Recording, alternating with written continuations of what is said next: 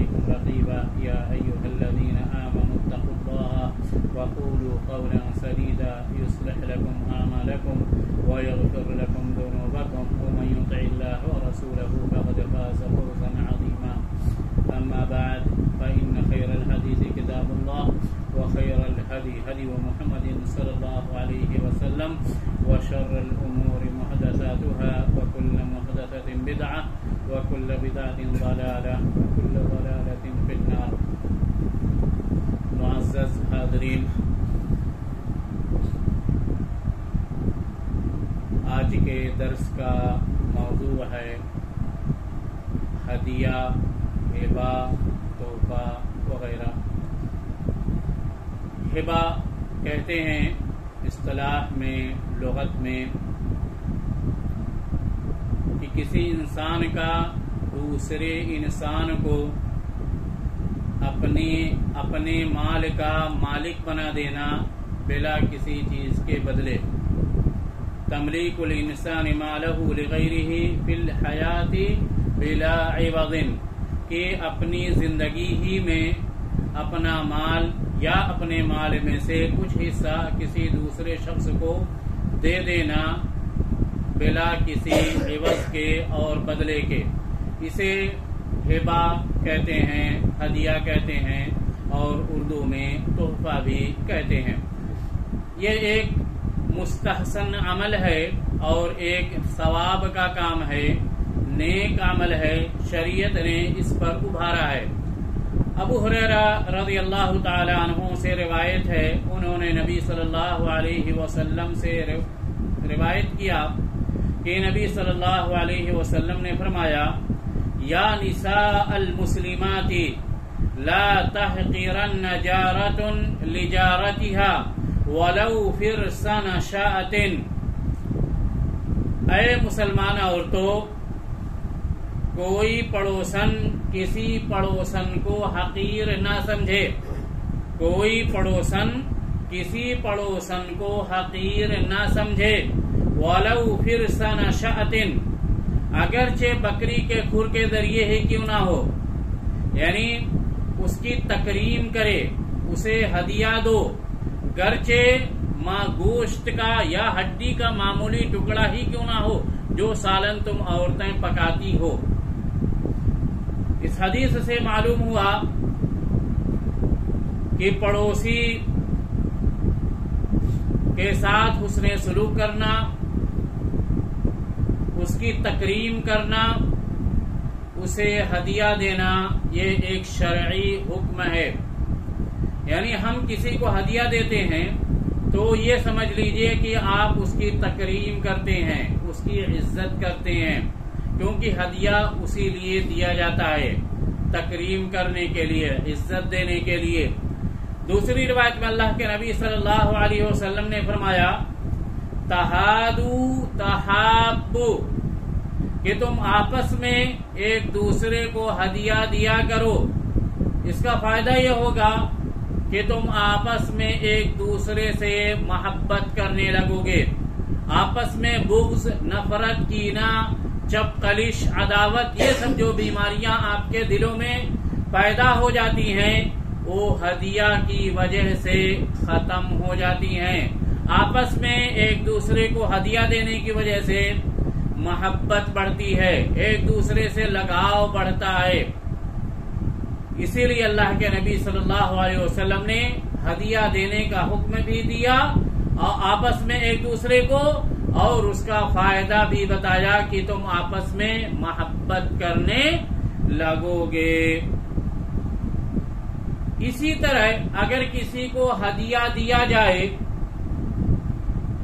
تو ہدیہ چاہے معمولی ہو یا اعلیٰ قسم کا ہو، اسے قبول کرنا چاہیے. کیونکہ کوئی بھی شخص جو ہدیہ دیتا ہے وہ اپنی حیثیت اور استطاعت کے حساب سے ہدیہ دیتا ہے.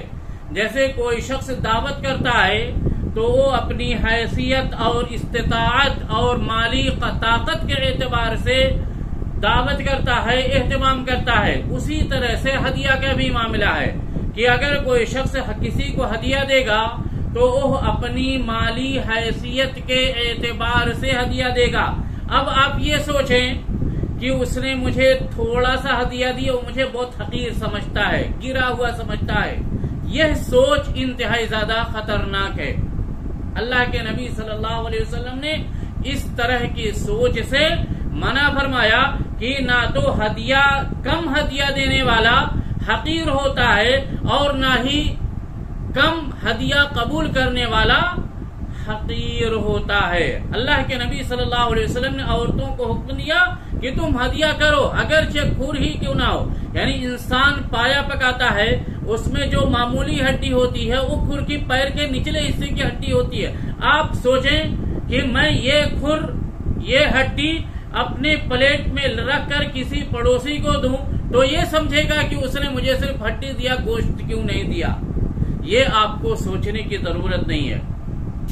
آپ کے پاس وہی استطاعت ہے، آپ وہی دیجئے، اس کو جو سوچنا ہے سوچتا رہے۔ اسی طرح اگر کسی کو ہدیہ دیا جاتا ہے تو یہ نہ سوچے کہ وہ بہت معمولی ہدیہ ہے، اس کی کیا ضرورت ہے، مت قبول کرو، کہ میں اس طرح کا ہدیہ قبول نہیں کرتا، بلکہ ہر طرح کا ہدیہ دینا چاہیے، اس میں شرم و حیا نہیں کرنا چاہیے، اور ہر طرح کا ہدیہ قبول کرنا چاہیے، اس میں کسی طرح کی شرم و حیا نہیں کرنا چاہیے۔ اللہ کے نبی صلی اللہ علیہ وسلم اپنے بارے میں کہتے ہیں، ابو ہریرہ رضی اللہ تعالیٰ عنہ راوی ہیں، وہ کہتے ہیں کہ نبی صلی اللہ علیہ وسلم سے مروی ہے کہ نبی صلی اللہ علیہ وسلم نے فرمایا، لو دعیت الی ذراع او قراع لأجبت۔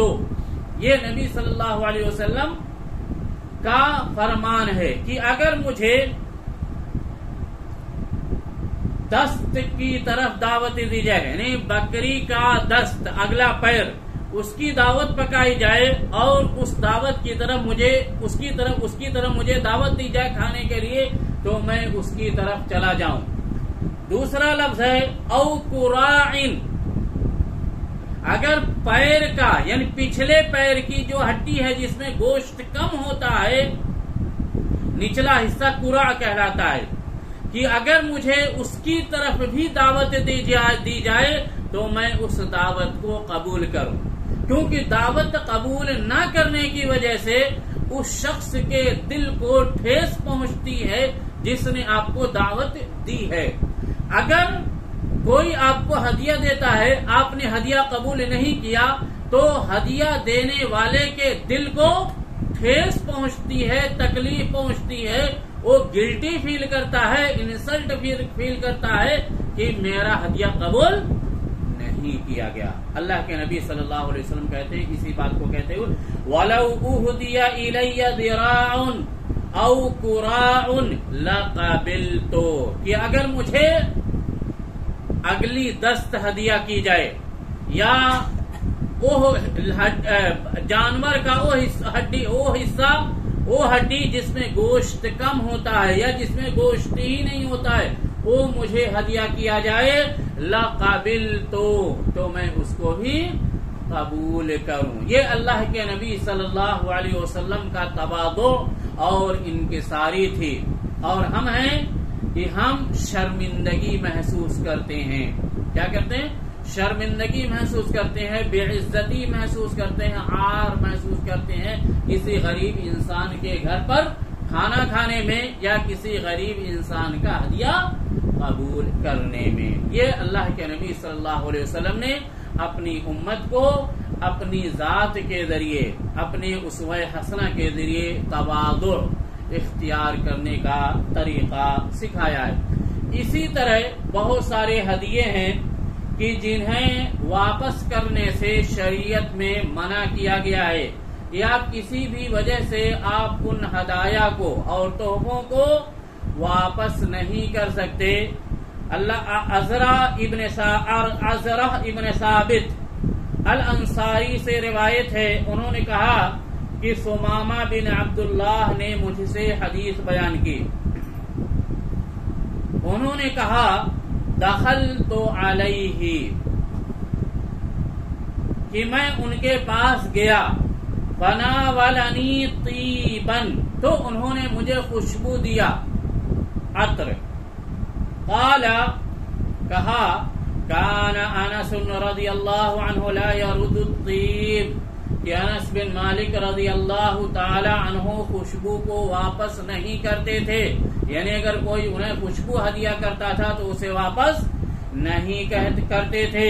قال کہا وزعم انس، اور انس نے یہ کہا، یعنی انس بن مالک رضی اللہ تعالیٰ عنہ یہ کہتے تھے ان النبی صلی اللہ علیہ وسلم کان لا يرد الطیب، کہ اللہ کے نبی صلی اللہ علیہ وسلم خوشبو واپس نہیں کرتے تھے۔ اگر کوئی خوشبو آپ کو ہدیہ دینا چاہتا ہے تو یہ نہیں کہتے تھے کہ مجھے یہ خوشبو پسند نہیں ہے، میں ایسی خوشبو نہیں لگاتا، مجھے یہ پسند نہیں ہے یا میں یہ قبول نہیں کرتا، میرے گھر والے یہ سب نہیں لگاتے، ایسا کہنا صحیح نہیں ہے۔ اللہ کے نبی صلی اللہ علیہ وسلم کے بارے میں انس بن مالک رضی اللہ تعالیٰ عنہ نے کہا کہ اللہ کے نبی صلی اللہ علیہ وسلم خوشبو کو کبھی واپس نہیں کرتے تھے، اگر کوئی ہدیہ دینا چاہتا تھا، خواہ آپ کو پسند ہو یا نہ پسند ہو، آپ اسے رکھ لیتے تھے اس کی دلجوئی کے لیے، کیونکہ ساری عطر، ساری خوشبوئیں ہر انسان کو پسند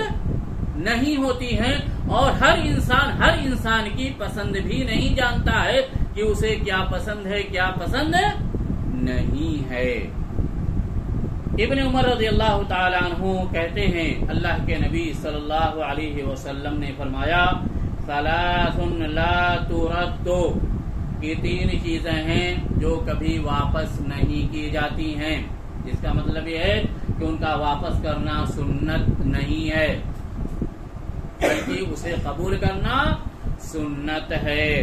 الوسائد، تکیہ، آپ کسی کے گھر جائیں وہ آپ کو بیٹھنے کے لیے تکیہ پیش کرے تو آپ تکیہ واپس بلکہ بیٹھ جائیں جس طرح سے وہ بٹھانا چاہتا۔ الوسائد، پہلے طریقہ یہی تھا، کرسیوں پر بیٹھنے کا رواج نہیں تھا، نبی صلی اللہ علیہ وسلم کے زمانے میں سب لوگ زمین پر بیٹھا کرتے تھے اور ٹیک لگانے کے لیے تکیے کا استعمال کرتے تھے۔ تو مہمان جب آتا ہے تو اس کو تکیہ پیش کیا جاتا تھا بیٹھنے کے لیے کہ وہ ٹیک لگا کر بیٹھے، تو اسے واپس نہیں کرنا چاہیے بلکہ اسے قبول کرنا چاہیے، اور جس طرح سے وہ بیٹھنے کے لیے کہتا ہے بیٹھنا چاہیے۔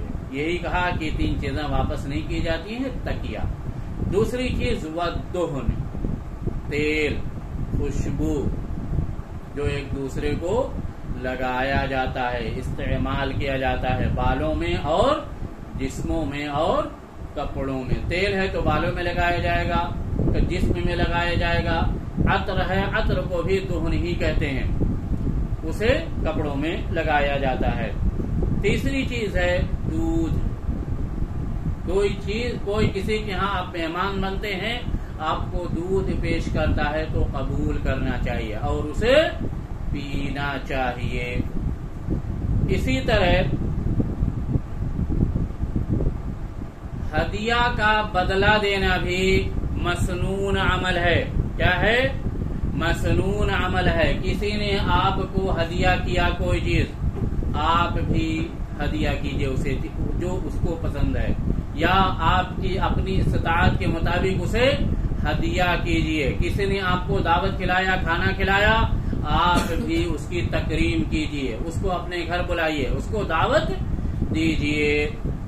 ابو ہریرہ عائشہ رضی اللہ تعالی عنہا سے روایت ہے، انہوں نے کہا کان رسول اللہ صلی اللہ علیہ وسلم یقبل الہدیۃ ویثیب علیہا۔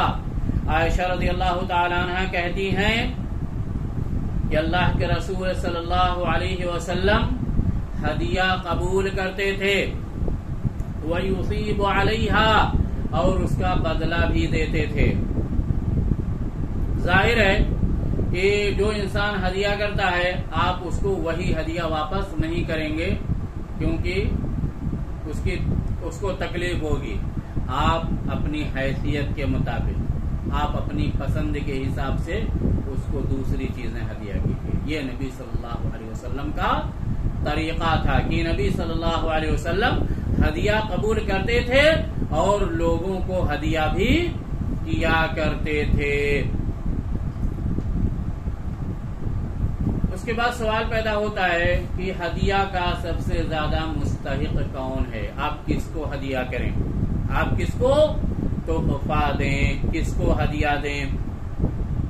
عائشہ رضی اللہ تعالی عنہا سے روایت ہے، وہ کہتی ہیں قلت یا رسول اللہ ان لی جارینی۔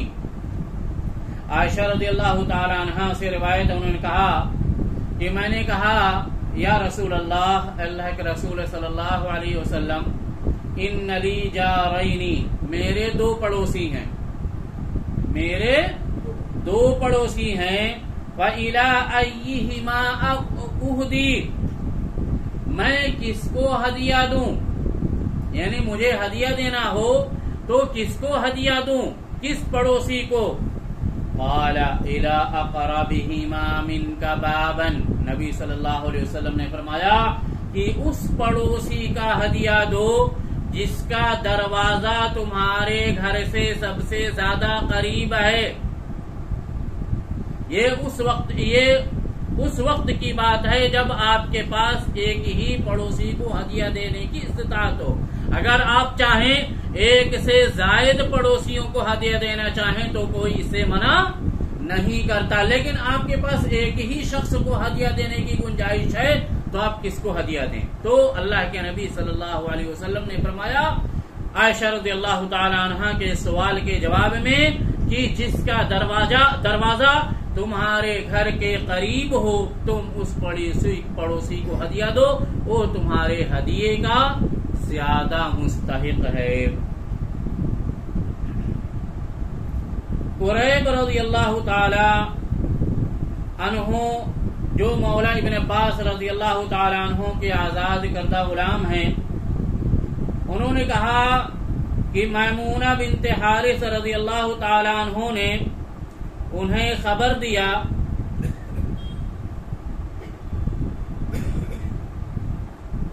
کہ انہوں نے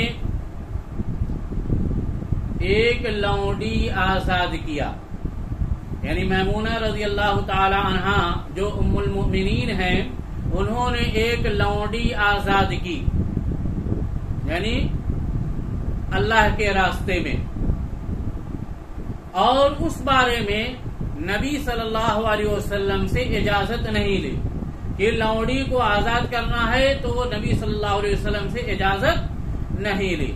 جب نبی صلی اللہ علیہ وسلم کی باری میمونہ رضی اللہ تعالی عنہا کے پاس آئی، جب اپنے باری کے دن میمونہ رضی اللہ تعالی عنہا کے گھر پہنچے تو میمونہ رضی اللہ تعالی عنہا نے کہا اشعرت یا رسول اللہ انی اعتقت ولیدتی، کیا آپ کو معلوم ہے اللہ کے رسول صلی اللہ علیہ وسلم میں نے اپنی لونڈی کو آزاد کر دیا، اللہ تعالی کے راستے میں اسے آزاد کر دیا۔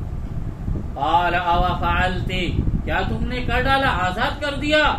قالت، میمونہ رضی اللہ تعالی عنہا کہتی ہیں نعم، ہاں میں نے آزاد کر دیا۔ قال، نبی صلی اللہ علیہ وسلم نے فرمایا اما انک لو اعطیتها اخوالک کان اعظم لاجرک، کہ اگر تم نے اسے اپنے ماموں لوگوں کو دے دیا ہوتا، یعنی تمہارے گھر لونڈی تھی کام کرنے کے لیے، تم نے اسے آزاد کر دیا، اسے آزاد کرنے کے بجائے تم نے وہ لونڈی اپنے ماموں لوگوں کو دے دی ہوتی، رشتہ داروں کو دے دیا ہوتا، کان ایسے ہدیے میں، کان اعظم لاجرک، تو تمہیں اس سے زیادہ اجر ملتا، یعنی لونڈی آزاد کرنے سے زیادہ تمہیں لونڈی کو ہدیہ کرنے کا اجر ملتا اپنے رشتہ داروں کو۔ معلوم ہوا کہ ہدیہ کرنے پر اجر ملتا ہے، ثواب ملتا ہے۔ جہاں ایک طرف آپس میں دوستی گہری ہوتی ہے، تعلقات مضبوط ہوتے ہیں، وہیں اللہ تعالی ہدیہ کرنے پر، تحفہ کرنے پر، کسی کو گفٹ دینے پر اجر و ثواب عطا کرتا ہے، نیکیاں آپ کے کھاتے میں لکھتا ہے۔ اسی طرح باپ بھی اپنے بیٹے کو کبھی کبھی ہدیہ دیتا ہے، کسی موقع پر یا ایسے ہی، تو اس میں ضابطہ یہ ہے کہ ہدیہ جب بچوں کو دیا جائے تو سب کو برابر برابر ہدیہ دیا جائے. ایک بچے کو ہدیہ دینا، دوسرے بچے کو محروم رکھنا جائز نہیں ہے. ایک بچے کو بڑا گفٹ دینا اور دوسرے بچے کو چھوٹا گفٹ دینا یہ بھی جائز نہیں ہے. یہ ہدیے تحفے کے تعلق سے ہے. کس کی کتنا ضرورت ہے، کس پر کتنا خرچ ہوتا ہے وہ باپ بہتر جانتا ہے. کمی زیادتی ہو سکتی ہے نفقے میں ضرورت کے حساب سے، لیکن ہدیہ تحفہ جو آپ اپنی خوشی سے دیتے ہیں، تطوعاً دیتے ہیں، نفلاً دیتے ہیں، خوش کرنے کے لیے دیتے ہیں، تو اس میں عدل اور انصاف ضروری ہے. آپ سب کو برابر برابر ہدیہ دیں. ایک کو دیں دوسرے کو محروم رکھیں یہ بھی جائز نہیں ہے. ایک کو دیں زیادہ دیں دوسرے کو کم دیں یہ بھی جائز نہیں ہے. اسی کو نعمان بن بشیر رضی اللہ تعالی عنہ نے بیان کیا. نعمان بن بشیر رضی اللہ تعالی عنہ کہتے ہیں تصدق علی ابی ببعض مالہ، کہ میرے باپ نے، میرے والد نے میرے اوپر اپنے مال کا کچھ حصہ صدقہ کے لیے ہبہ دیا. صدقہ نہیں ہوتا ہے. باپ اگر بیٹے کو دیتا ہے تو وہ صدقہ یا خیرات زکات نہیں ہوتا ہے، وہ ہبہ ہوتا ہے، ہدیہ ہوتا ہے، جو بھی کہہ لیجئے، لیکن وہ صدقہ نہیں ہوتا ہے. ان کے باپ نے، وہ کہتے ہیں نعمان بن بشیر کہ میرے باپ نے اپنے مال میں سے کچھ حصہ مجھے دیا، ایسے ہی کہ بیٹا رکھ لو خرچ کرنا. فقالت امی عمرہ بنت رواحہ، تو میری امی عمرہ بنت رواحہ نے کہا لا ارضى حتى تشهد رسول الله صلى الله عليه وسلم. فانطلق ابي الى النبي صلى الله عليه وسلم ليشهده على صدقته. عمرہ بنت رواحہ نے کہا کہ آپ نے جو ہدیہ دیا ہے میں اس ہدیے سے خوش نہیں ہوں، مجھے یہ پسند نہیں ہے. یہاں تک کہ آپ اس ہدیے پر نبی صلی اللہ علیہ وسلم کو گواہ بنائیں، یعنی نبی صلی اللہ علیہ وسلم کو اطلاع دیں کہ آپ نے میرے بیٹے کو، لخت جگر کو ہدیہ دیا ہے. اس کو گواہ، نبی صلی اللہ علیہ وسلم کو گواہ بنائیے. تو گئے نبی صلی اللہ علیہ وسلم کے پاس لیشہدہ علی صدقتی، نعمان بن بشیر کو لے کر کے گئے تاکہ گواہ بنا سکیں. وہ نعمان بن بشیر کہتے ہیں تاکہ میرے ہدیے پر نبی صلی اللہ علیہ وسلم کو گواہ بنا سکیں کہ بشیر نے نعمان کو یہ بطور ہدیہ دیا تھا، اس میں کسی کا کوئی حق نہیں ہوگا. ظاہر ہے کہ بہت بڑا مال رہا ہوگا تاکہ مرنے کے بعد لوگ اس میں اختلاف نہ کریں کہ ہدیے میں دیا تھا یا ایسے رکھنے کے لیے دیا تھا. تو ان کی امی چالاک تھی کہ گواہ بنائیے کہ میرے بیٹے کو آپ نے ہدیہ نبی کو گواہ بناؤ. فقال له رسول اللہ صلی اللہ علیہ وسلم، یعنی نبی صلی اللہ علیہ وسلم نے گواہی دینے سے پہلے، گواہ بننے سے پہلے استفسار کیا، تفصیل طلب کی، ڈیٹیل مانگی. کہا افعلت هذا بولدک کلہم، کیا آپ نے اسی طرح کا معاملہ اپنے سارے بیٹوں کے ساتھ کیا ہے؟ یعنی اس کو آپ نے جو ہدیہ دیا ہے اسی طرح سے جتنے بیٹے ہیں سب کو آپ نے ہدیہ دیا ہے؟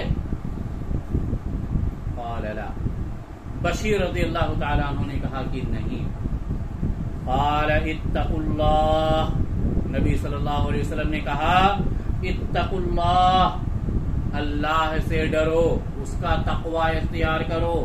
وَعْدِلُوا فِي أَوْلَادِكُمْ، اور اپنے اولاد کے درمیان عدل کرو، ان کے ساتھ عدل کرو، انصاف کرو. ایک کو ہدیہ دو تو دوسرے کو محروم مت رکھو.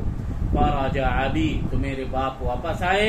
فرد تلک الصدقہ، وہ ہدیہ واپس لے لیا، وہ ہدیہ واپس لے لیا. اور ایک روایت میں اللہ کے نبی صلی اللہ علیہ وسلم نے فرمایا لا فلا تشہدنی اذن، اگر تم نے ایک بچے کو دیا ہے بقیہ بچوں کو نہیں دیا ہے تو مجھے گواہ مت بناؤ، کیونکہ میں ظلم کی گواہی نہیں دیتا، میں ظلم پر گواہ نہیں بنتا.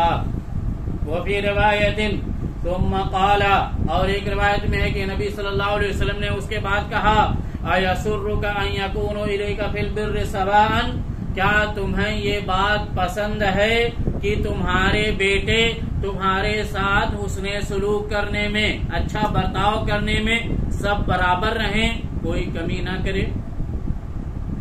قال بلا، کہا کہ ہاں مجھے بالکل پسند ہے کہ سارے بچے ایک جیسی میری خدمت کریں، میری بات مانے، کوئی بیٹا میری نافرمانی نہ کرے.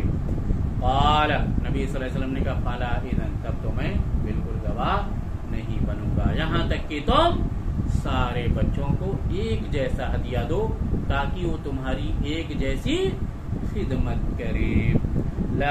اس کے بعد اسی طرح ایک مسئلہ ہے کہ ہدیے کو واپس لینا جائز نہیں ہے اور نہ ہی اسے خریدنا جائز ہے، نہ تو واپس لینا جائز ہے اور نہ ہی ہدیہ دے کر اسے خریدنا جائز ہے.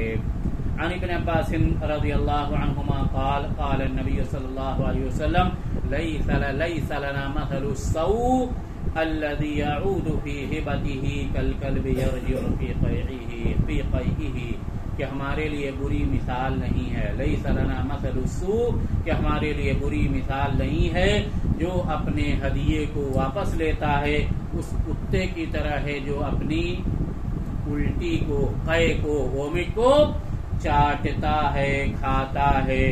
وعن زید بن اسلم عن ابیہ سمعت عمر بن الخطاب رضی اللہ عنہ یقول، زید بن اسلم اپنے باپ یعنی اسلم سے روایت کرتے ہیں، انہوں نے کہا کہ میں نے عمر بن الخطاب رضی اللہ تعالی عنہ کو فرماتے ہوئے سنا حملت علی فرس فی سبیل اللہ، اللہ تعالی کے راستے میں میں نے ایک گھوڑا دیا، فاضاعه الذی کان عنده، جس کو میں نے گھوڑا دیا تھا اس آدمی نے اس گھوڑے کو ضائع کر دیا، اس سے گم ہو گیا. فَأَرَدْتُ أَنْ أَشْتَرِيَهُ مِنْهُ، تو میں نے اس سے خریدنے کا ارادہ کیا. وَظَنَنْتُ أَنَّهُ بَائِعُهُ بِرُخْصٍ، اور مجھے پتہ لگا یا مجھے گمان ہوا، خیال ہوا کہ وہ سستے میں بیچ دے گا، کیونکہ اسے گھوڑے کو استعمال کرنا آتا نہیں تھا. فَسَأَلْتُ ذَلِكَ النَّبِيَّ صلی اللہ علیہ وسلم فقال، تو میں نے اس بارے میں نبی صلی اللہ علیہ وسلم سے سوال کیا. فقال، نبی صلی اللہ علیہ وسلم نے کہا لا تشتری، تم اسے مت خریدو. وَإِنْ أَعْطَاكَهُ بِدِرْهَمٍ، اگرچہ وہ تمہیں ایک درہم کے بدلے ہی میں کیوں نہ دے. فَإِنَّ الْعَائِدَ فِي صَدَقَتِهِ كَالْكَلْبِ يَعُودُ فِي قَيْئِهِ، کیونکہ صدقے کو واپس لینے والا اس کتے کی طرح ہے جو اپنے قے کو چاٹتا ہے. اللہ رب العالمین سے دعا ہے کہ اللہ رب العالمین ہمیں آپس میں اتحاد و اتفاق کے ساتھ رہنے اور آپس میں ایک دوسرے کو ہدیہ لینے اور دینے کی توفیق عطا فرما. اللہ تعالی ہم میں سے جو بیمار ہیں انہیں شفائے کاملہ عاجلہ عطا فرما.